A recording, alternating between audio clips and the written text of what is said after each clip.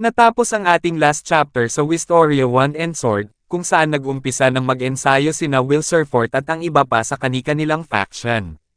Si Lihana naman ay nahihirapang makasabay sa kanyang kasamahan na naging dahilan upang pag-initin siya ng kanilang leader na si Guilford.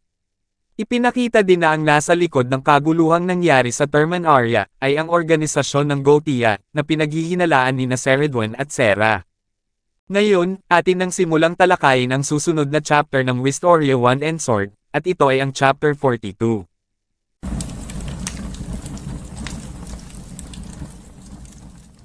Nagsimula ang chapter, kung saan naglaban sina Zeo at Will Surfort, ngunit na bad trip si Zeo dahil hindi makasabay si Will sa kanya.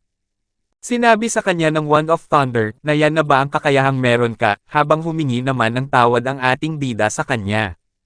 Sinabi pa ni Zeo, na buti na lang marunong kang gumamit ng mahiwagang espada, ano?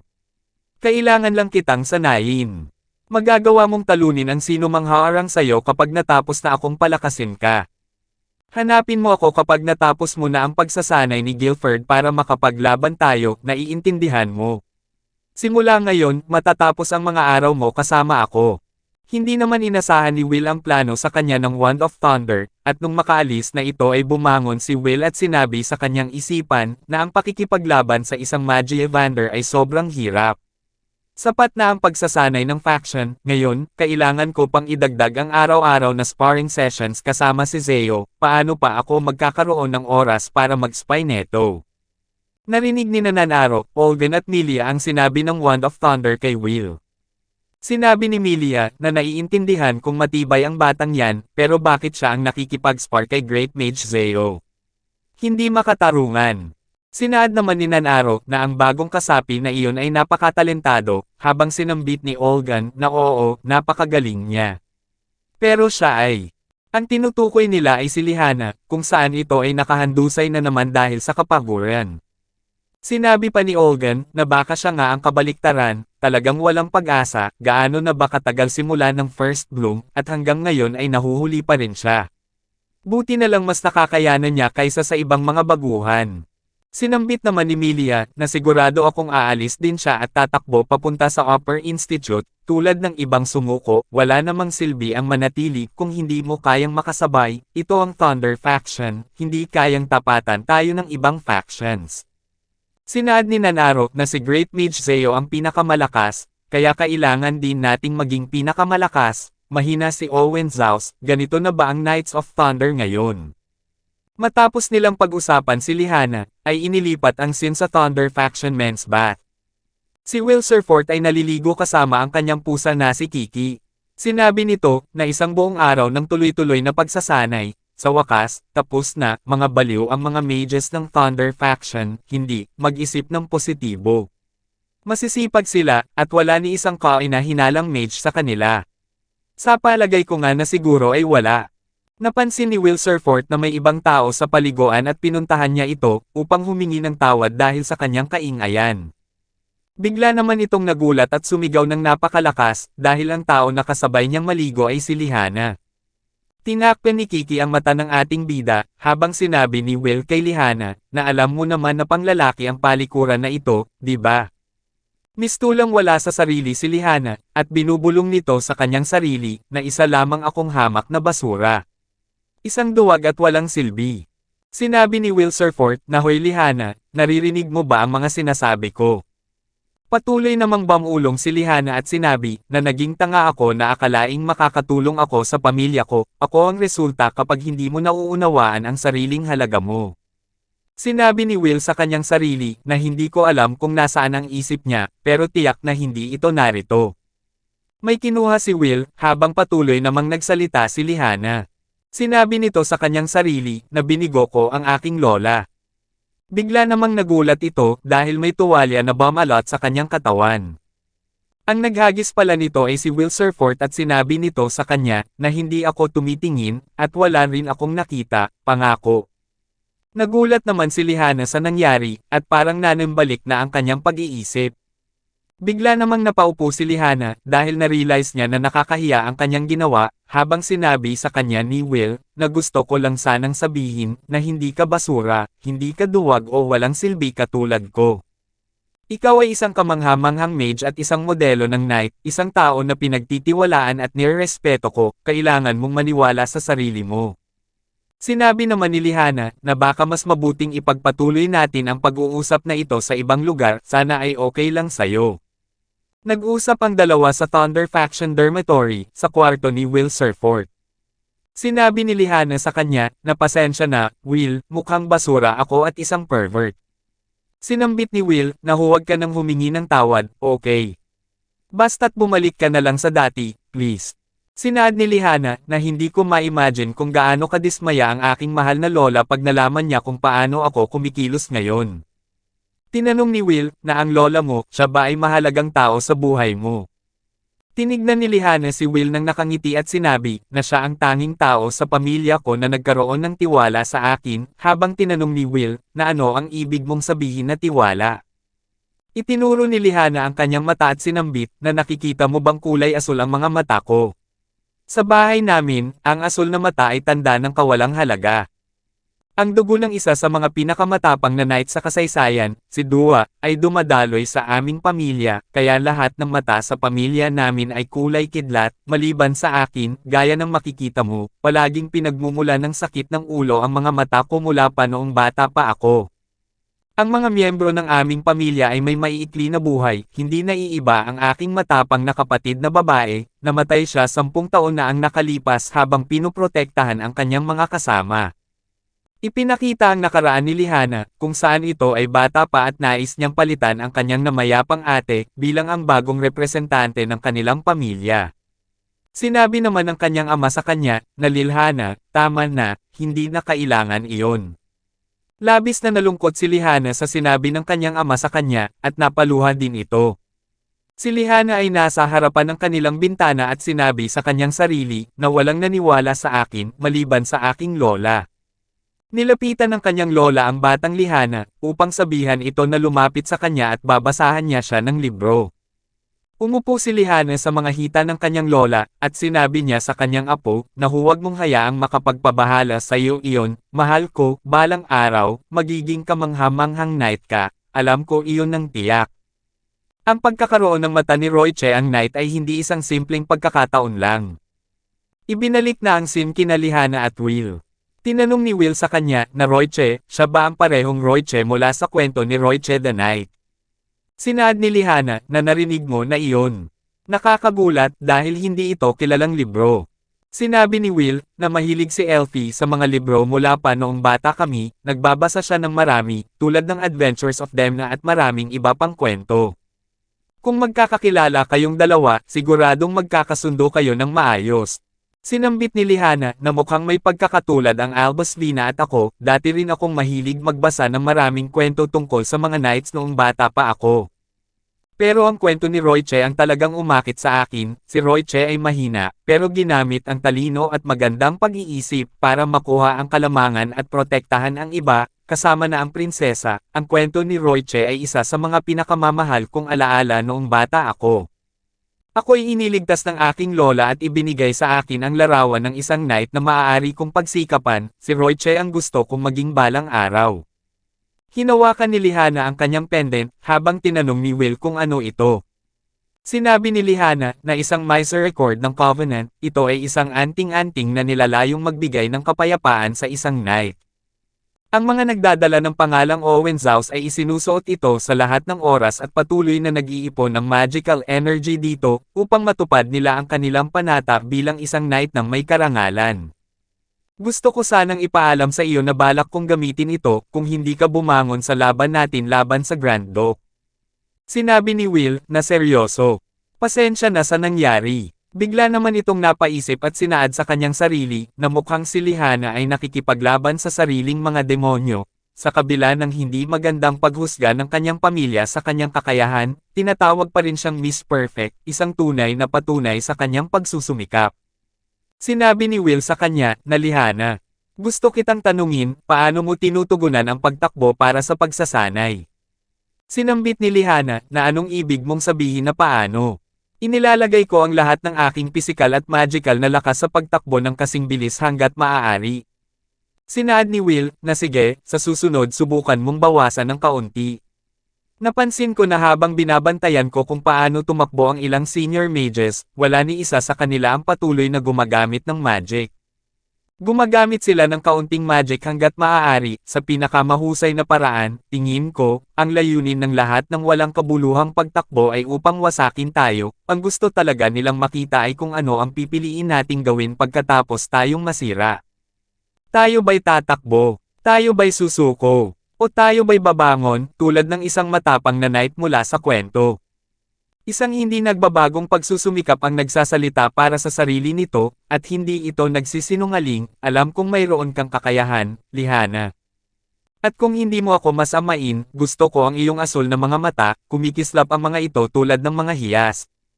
Napahanga naman si Lihanna sa mga sinabi sa kanya ni Wilserfort, at bigla itong namula at sinabi sa kanyang sarili, na ang unang pag-ibig ko ay nagsabi ng eksaktong parehong bagay. Tumayo si Lihanna at hinarap ang ating bida, upang kamayan ito ng nakangiti. Kinabukasan, sa Thunder Faction, ay patuloy lamang ang mga kasapi na tumatakbo sa track and field. Si Lihanna ay hindi nakakasabay sa kanyang mga kasama, at nang dahil dito ay kinausap siya ni Guilford. Sinabi niya sa kanya, na Owen Zaus, nahuhuli ka na naman. Kaiyahiya ka sa faction na ito, Little Miss Knight. Sinabi ni Olgan, na siya ay nasa alanganing sitwasyon, habang sinabi ni Milia, na mukhang may isang tao na naman ang haharap sa isa pang araw ng pahirap. Nababahala naman si Wilserfort para kay Lihanna, habang bigla naman niyang sinubukan ang mungkahi ng ating bida sa kanya, na bawasan ang paggamit ng mahika. Matagumpay na nagawa ni Lihanna ang sinabi sa kanya ni Will, at ito ay nakahabol na sa kanyang kasamahan na ikinagulat ng kanilang senior mages. Natuwa naman si Will sa nagawa ng kanyang kaibigan, habang sinabi ni Millie sa kanyang sarili, na paano siya nakahabol sa amin ng ganito kabilis. Sinambit ni Nanaro na hindi magtatagal ay maiiwan siyang muli at hihingalin, habang sinabi ni Olgan na pero bumabalik siya sa atin pagkatapos ng bawat liko. Saan niya nakuha ang bilis na yan? Patuloy na tumatakbo si Lihanna at unti-unti na din itong hinihingal. Sinabi niya sa kanyang isipan na wala akong kasing dami ng magical energy gaya ng sa kanila, at hindi ko kayang panatilihin ang bilis na ito ng kasing tagal nila. Pero kaya kong magbigay ng pansamantalang boost sa sarili ko. Sapat lang para makahabol. Ako'y isang Knight of Thunder. Isang Owen Zaus. Hindi ko hahayaan na malagpasan ako. Ang panata ng isang knight ay kasing tibay ng kidlat at kasing bilis ng kulog. Gaano man karaming beses akong magkamali, hindi ako susuko. Pinipilit ni Lihanna na makahabol sa kanila, na ikinatuwa ni Milia, at nais niya itong ipagpatuloy ang kanyang nasimulan. Nasisiyahan din si Guilford sa pagpupursigi ni Lihanna at sinabi nito sa kanyang isipan, na oo. Iyan ang gusto ko. Ang Thunder Faction ay tungkol sa pagtulak ng magic hanggang sa limitasyon nito. Ang tanging paraan para makasabay kay dakilang Mage Zeo ay maging kasing bilis ng kidlat mismo. Kailangan mong maging mas mabilis, mas malakas. Kung hindi mo kayang makasabay, kalimutan mo na ang pagkakataong tumayo ng magkatabi sa kanya. Kontrolin ang iyong bilis. Umatake ng may layunin. Tanging ang mga nananatiling nagliliwanag, kahit gaano man ito kaliit, ay ang karapat-dapat sa titulo ng Thunderbolt. Sinabi ni Guilford kay Lihanna, na ituloy mo lang, Owen Zaus. Bilasan mo pa. Patuloy lang sa pagtakbo si Lihanna, hanggang sa masabayan na niya si Wilserfort, at sinabi niya kay Guilford, na yes sir. Makalipas ang 3 araw, ang kanilang mga senior mages ay kinakausap na sila, at pinapakuhanan na din sila ng kanilang mga supply na kanilang kakailanganin. Mabilis naman nilang sinunod ang nais nila, at habang naglalakad sila dala-dala ang mga supply ay nag-usap sina Lihanna at Will. Sinabi ni Will kay Lihanna, na pinapagawa na nila tayo ng mga gawain ngayon, nagtataka ako kung ibig sabihin ba nito ay gusto nila tayo. Sinambit ni Lihanna, na walang nakakaalam, alinmang paraan, nahihiya ako sa kung gaano ako nakakaramdam ng ginhawa sa break na ito mula sa pagsasanay. Sinabi ni Wilserfort, na naaalala ko, bawat faction ay may mga spy na nagtatrabaho para mangalap ng impormasyon, pero paano naman ang Upper Institute? Bigla namang nagpakita si Cruz sa kanilang harapan kasama si Charles, na ikinagulat ng dalawa. Sinabi ni Cruz kay Will, na ikaw. Nagkita tayong muli, Wilserfort. Pagbabayaran mo ang pagpapahiya mo sa akin sa unang bloom, sandali, magsimula tayo ulit. Will, gumagamit ka ng whiz ng may napaka-epektibong paraan, napakahusay. Pasensya na sa aking hindi kaaya-ayang pag-uugali sa bloom. Maaari ka bang pumunta sa aking lab? Ngayon na. Naguguluhan naman si Will Surfort sa kinikilos at sinasabi sa kanya ng punong guro ng Upper Institute, habang patuloy naman itong nagsalita. Sinabi pa niya, nakakakuha ko lang ng mga kamangha-manghang dahon ng tsaa mula sa silangan, hayaan mong magbigay ako sa iyo ng isang mainit na tasa, na nakakaantok na tsaa. Pinagpapawisan si Will sa sinasabi ni Cruz sa kanya, at tinanong niya kung ang tsaa bang ibibigay niya ay makakapagpatulog sa kanya. Sinambit naman ni Cruz, na sa paraan na gagawin ko ito, oo, pero huwag mag-alala, maaari kang humiga sa aking lab table, at habang nagpapahinga ka, bubuksan kita at gagawin kong mas mabuti ang lahat, pero kung sinusubukan mong maging tuso sa gusto ko, hindi ito gagana. Mukhang nababaliw na ang punong guro kay Will Surfort, habang sinusubukan namang pigilan ni Charles ang kanyang pinuno. Sinabi ni Charles sa kanya na umalis na tayo bago mo pa lalong ilantad ang tunay na sarili mo. Sinambit ni Cruz na tumahimik ka, Charles. Ikaw at ang iba pang mga hangal sa tore ay nawalan ng katinoan, kung iniisip mong ang pagpapabaya sa specimen na ito ay tama. Kailangan ng mga sakripisyo para sa pagsulong. Ayaw namang mapalapit ni Will Surfort si Cruz sa kanya, habang si Lihana ay nagtungo sa harapan ng ating bida at sinabihan si Cruz na lumayo ka sa kanya, ikaw na baliw. Kung hahawakan mo siya, personal kong sisiguraduhin na malalaman iyon ni Great Mage Zeo.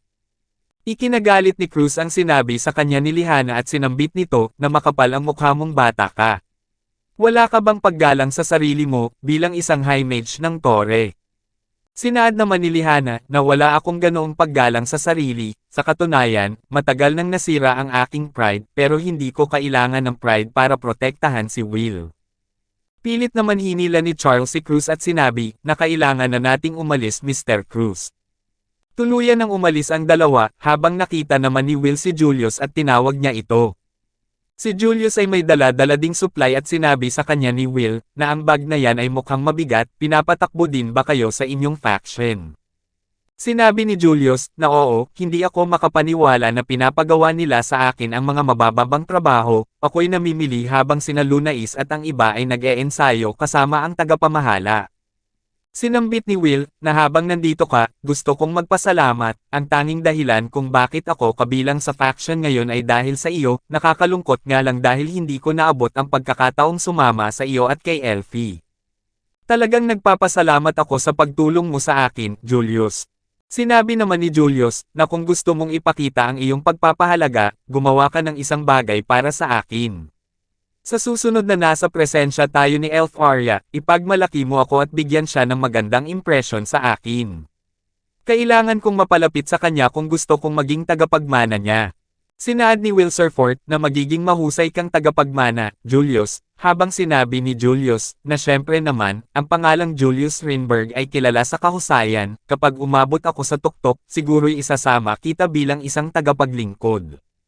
Sinabi naman ni Will, na naniniwala at aasa ako sa iyo Julius. Kinagabihan sa Hens and the Beanstalk Tavern, ang lahat ng bagong high mages ay naroon puwera kay Julius. Sinabi ni Colette na isang linggo na ang nakalipas mula nang makuha natin ang utos. Kumusta ang lahat? Sinabi ni Lihana, Will at Wignall na napakahirap. Sinaad ni Colette na siguro bawat faction ay matindi sa sarili nitong paraan. Tinanong ni Will si Colette kung kumusta na siya, habang sinabi nito, na sa pisikal, ayos naman ako, sa emosyonal, maaari pang maging mas mabuti. Bangulong naman si Wignall at sinabi, na maaari bang malaman kung bakit nyo pinili ang maruming tavern na ito para sa ating pagtitipon. Alam nyo namang hindi maganda ang relasyon ng mga elf sa mga tao na ito. May bigla namang isang basahan ang lumipad sa harapan ng mukha ni Wignall, na ikinagulat niya. Ang nagbato pala nito ay si Miss Gina ang may-ari ng tavern at sinabi, na kung may problema ka sa tavern na ito, walang pumipigil sa'yo na umalis. Tandaan mo lang na magbayad bago ka lumisan. Sasagutin sana ni Wignall si Miss Gina, ngunit biglang nagsalita si Colette at sinabi, na Wignall, tama na. Kailangan natin ng lugar para itago ang ating mga pagpupulong mula sa mga senior mages ng ating mga factions. Sinabi ni Wignall na kung hindi dahil kay Will, ay hindi ako aapak sa maruming lugar na ito. Sinambit ni Sion na iyan nga ang dahilan kung bakit natin pinili ito, walang mage o elf ang kusang pupunta sa lugar na ito. Sinaad ni Lihana na sige, oras na para ibahagi ang impormasyong mayroon tayo. Sa abot ng aming kaalaman, walang kaina-hinalang mages sa Thunder Faction. Sinabi ni Colette, wala ring kakaiba sa mga record ng Earth Faction. Sinambit ni Sion na iniwan ko na ang pagiging spy kay Lyrel at Gordon, si Great Mage Cariot ay pinapahirapan ako ng husto, ang pagiging spy ay inalis ko na sa mga alalahanin ko. Sinabi ni Wignall na tulad ng sinabi ko, ang mga elves ay hindi gagawa ng anumang traidor na bagay. Sinambit ni Lihana na mukhang late si Julius, ano ang gagawin natin tungkol sa ulat mula sa Wind at Dark Factions. Sinabi ni Colette na humingi ako ng ilang kinatawan na sumama sa atin. Dapat ay narito na sila. Ang sinasabi ni Colette ay sina Emma Clever ng Wind Faction at si Mike Myers ng Dark Faction. Sinabi nila na pasensya na at na-late kami. Ang pagsubok na makarating dito nang hindi nakikita ay talagang mahirap. Binati naman ni Sion ang dalawa, habang sinabihan ni Mike si Will na huwag kang magtaka, hindi ko hinihiling na imbitahan sa pagtitipong ito ng mga elite. Napaisip si Will Surfort at sinabi sa kanyang isipan na si Mike ang tagapagsalita at si Emma ang ace, sila ay medyo aktibo sa paligid ng Grand Magic Festival. Sinabi naman ni Emma sa ating bida na matapos ang lahat ng beses na nakipag-usap ako sa iyo pagkatapos ng festival at Bloom, nakakatawang ito ang panahon na magkakasama tayo. Humingi naman ng tawad si Will sa kanya, habang sinabi ni Emma na marahil ay maaari tayong magsimula ulit. Sa pagkakataong ito bilang magkaibigan. Gusto ding sumali ni Mike sa kanilang pagkakaibigan at sinambit nito na hindi naman kita bino-bully tulad ni Sion at ng iba, kaya okay lang ako, di ba? Alam kong medyo late na para sabihin ito, pero salamat sa pakikipaglaban para sa aming lahat sa Terminaria, Will. Nag-cheers ang dalawa habang sinabi ni Will na walang anuman. Napapaluha naman si Colette dahil nagbunga ang kasipagan ng kanyang crush na si Will Surfort. Sinabi din nito sa lahat na Emma at Mike. Kumusta ang mga bagay sa inyong mga pangkat? Sinabi ni Emma na magandang tanong yan. Ang nasaksihan ko lang sa aming pangkat ay ang Wind Faction Chief na si Arvin Olas at ang aming tagapamahala na si Monica Orphan. Sinabi ng aming leader na sa wakas ay magkakaroon na ng Magie Evander ang Wind Faction, habang sinabihan naman siya ng aming tagapamahala na kaya kumuha ito ng napakaraming bagong High Mages, dahil umaasa ito na isa sa amin ang magiging Magie Evander, at iyon lang ang impormasyong nakuha ko. Sinabi naman ni Mike na masyadong creepy ang Dark Faction para imbestigahan, puro mga shadowy nerds lang sila, sana makalipat ako. Sinaad ni Colette na wala sa atin ang nakakita ng mga kaina-hinalang mages hanggang ngayon, kung ganoon. Sinambit ni Emma na nagtataka ako, ano ba talaga ang hinahanap ng tinatawag nating kaaway? Sinabi ni Lihana na kung ang headless mage na nakasalubong natin ay nagtatrabaho para sa Gotia, siguro ang layunin nila ay sirain ang peking kalangitan. Sinambit naman ni Sion na malamang na tinutukoy nila ang Great Barrier na nilikha ng Magie Evander. Sinabi ni Mike na pero ang barrier na iyon ang pumipigil sa Celestial Hosts. Kung makalampas sila roon, wala na tayong pag-asa.